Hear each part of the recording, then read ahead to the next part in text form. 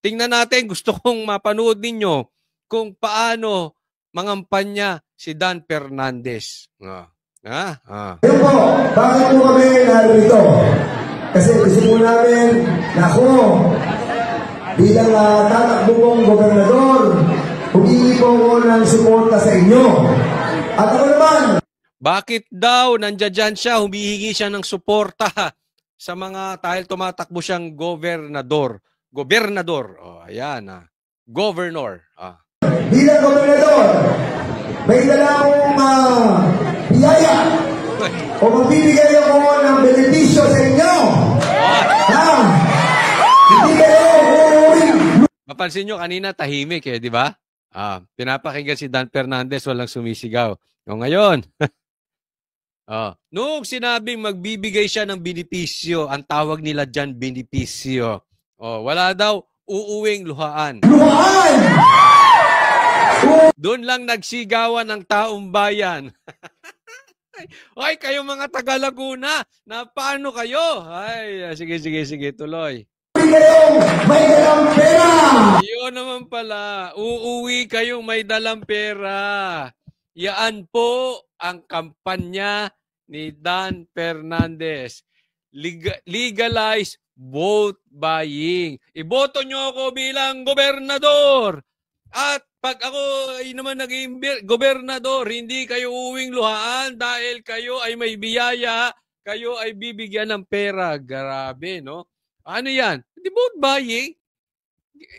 Sa bagay, sino magsasabi na yan ay illegal? Sila nga nakaupo sa kamera akalain mo yung sa kamera, NPA nagpapakulong ng general. Ganun na po ang kamera ngayon. Tuloy.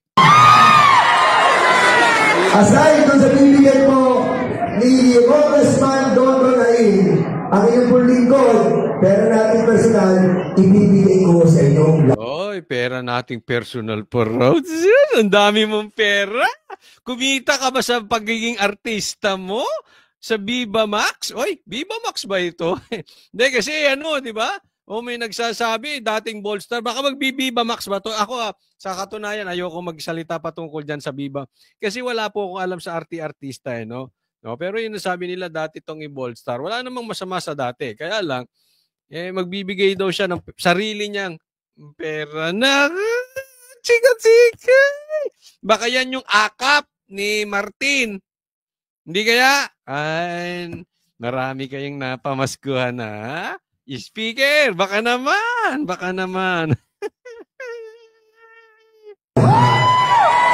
Pero maganda dito, hindi pa po tayo pero ang maganda rito, yan na. Hindi pa tapos. Nabibigay na po kami ni Dondon, pag po siya congressman. Lalo higit, pag siya na naging congressman, ako naging governor, si Vice Governor ang magiging Vice Governor Genomante. Triple ang bibigay namin sa inyo! Yun! Vote buying! Pag ako naging gobernador at yung kanyang kasamahan ay magiging congressman at saka yung pinopromote niyang vice mayor ay magiging vice mayor, pag kami nanalo, triple ang inyo makukuha. Ano yan? Vote buying. No, di ba? Iboto nyo ako. Pag nanalo ako, may pera kayo. Pambihira naman. Huwag na tayo maglokohan.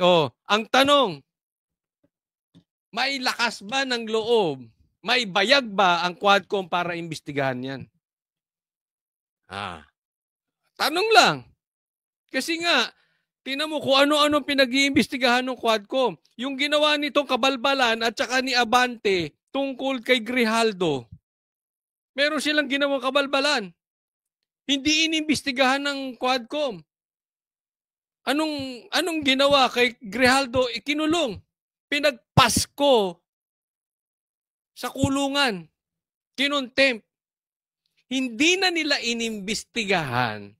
Di ba? Wala namang masama Di ba? Sana man lang yung Quadcom, nagkaroon din sila ng public hearing. Gaya ng ginagawa nila kay PRRD, gaya ng ginawa nila kay BP Sara, gaya ng ginagawa nila kay Atty. Lopez, gaya ng ginawa nila kay Grijaldo, gaya ng ginawa nila kung kasi kanino pa, ginawa nila kay General Wilkins. Sana man lang, nagkaroon ng bayag ang Quadcom na sana inimbestigahan din nila. regardless kung may mali si Dan Fernandez at si Abante or wala. Hindi na nga nila inimbestigahan yung kawawang uniformadong tao na si Grijaldo na nagsiwalat ng katarantaduhan nitong si Dan Fernandez at ni Abante, di umano, yun ang nakakulong. Eto ngayon, laya. Walang investigasyon nangyari. And at the same time, eto, may vote buying. Vote buying? Ano pa ba? Ano pa ba yan? Di ba? Ginagawa nyo lang legal. Pagka kayo nanalo, magkakapera kayo. O di bilihan ng boto. Ayaw mo ng English na vote buying. Vote buying. O di bilihan ng boto. Eh, tinatarantado nyo mga Pilipino niyan eh. Eh, di ba? Oh. Ang tanong, may yagballs ba ang Quadcom para imbestigahan yan? O dahil kakampi nila, hayaan mo na kahit anong gawin yan, bumili ng boto yan, gamitin ng akap, etc., bahala siya. O kung kunin niya sa pag-aartista niya.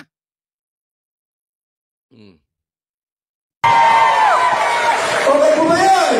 Sigawan yung mga to. Sige, kunin nyo lang yung pera, pero wag nyo iboto, ha? Huwag kayong tanga. Hoy. Di ba? Dikit kay ano yan, ha? Pansinin mo, ha? Yung style na ayuda ni Tamba, gaya na nito. Para magtsuhin na yung dalawa. Iingat po kayo.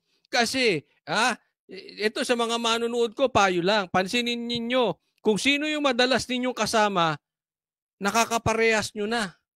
Mag-iingat kayo sa mga kasamahan ninyo. Baka nagsasama kayo sa adik, maging adik kayo. Baka nagsasama kayo sa mga buhaya, maging buhaya kayo. Baka nagsasama kayo sa mga kokak, maging kokak na rin kayo. Mag-iingat lang, payo-payong kaibigan. Ha? Kasi ito, nagsasama kay Tamba. Gagawin ng pagkapanalo saan? Sa pamimili ng boto. Bigay, ayuda. Mamimigay ng pera, inilalathala yung kanyang muka na kailangan siya ay manalo. Oh. So kung kayo ay may saya kay Tamba, sige, boto nyo to. Pero kung galit kayo kay Tamba, ba't nyo iboboto tong mama na ito? Diba? O galing mag-ama na eh. Bilihan na ng boto. Wala na, asa na plataforma. Wala na. Pera na lang. Mag-iingat kayo, ha?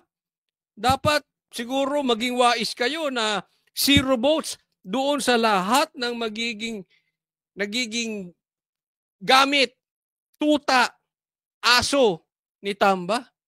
Kaugali niya na eh. Diba? Parehas na parehas. Okay. Ulit. Magiging Vice Governor Genovante, triple ang ibibigay namin sa inyo. Okay. Oh, ang tanong dito, anong resulta? Magbibigay siya ng pera, gusto ba siya ng taong bayan? Tingnan po natin. Tingnan natin, ha? Saglit. Nang dahil diyan, wait lang, ha?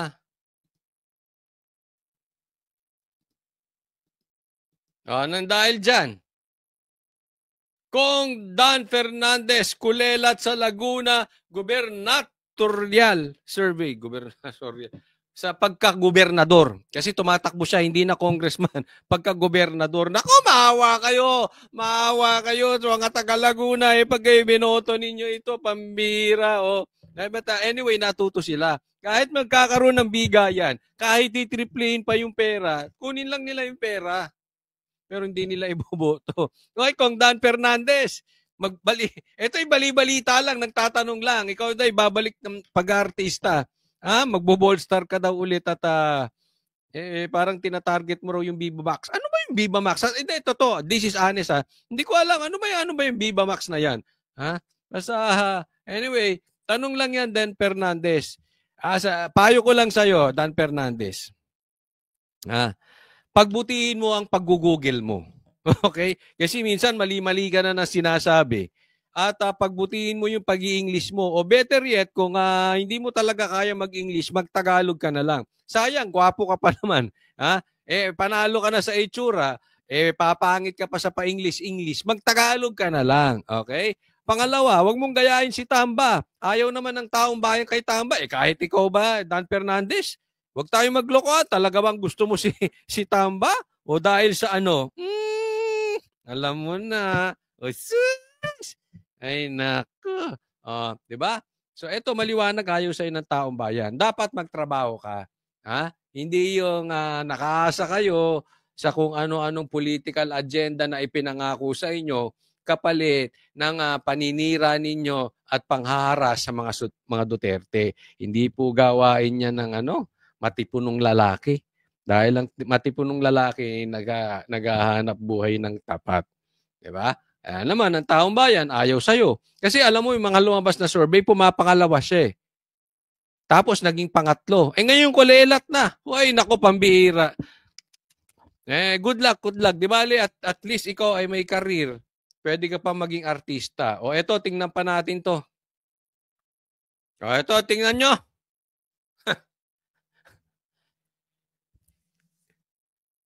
Gumawa na lang kayo ng pelikula, Joel Chua. No, eto pa, isang tropa. Isang aso ni Tamba na tropa ni Dan Fernandez. Wala rin. Malabo rin maging congressman. Oy. Pangalawa siya. Kasi yung pangatlo, undecided. Joel Chua, ano nangyayari sa mga ano mangyayari dito? Naku, kawawa ka, Tamba. Sayang ang mga na-invest mo sa mga aso mo, pinakain mo, pinatawa mo. Ay, hindi pala aso. Sayang yung mga pinakain mo nga karne sa mga buhaya mo. Uy, Tamba. Tapos mawawala lang congressman. Naalala ko, may nilabas akong video si Joel Chua. Mamimigay ng ayuda ang sinisigaw ng taong bayan, Yorme Isko. Patay ka dyan sa Maynila. Yan ang balita. Magbabalik artista si Dan Fernandez. Sumama ka, gawa kayo ng pelikula.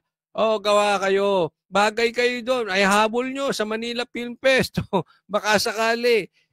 Joel Chua, kaysa naman mapunta ka sa Kangkungan, mag-artista ka na lang din. Palakas ka. Sayang, nang pakinabangan mo naman yan si Dan Fernandez kasi wala rin kwenta.